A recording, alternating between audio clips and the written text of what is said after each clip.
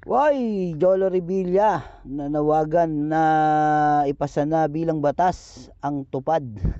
Ay, House Bill 2985. Ayan oh. Oh, taragis na yan.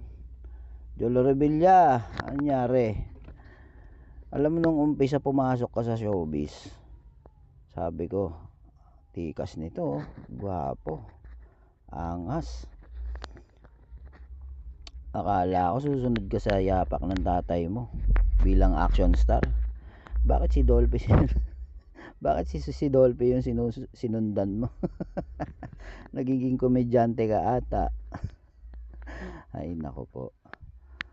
Tupad na naman, ayuda na naman. Wala na bang katapusang ayuda ito? Yan na lang ba talagang kaya nyo?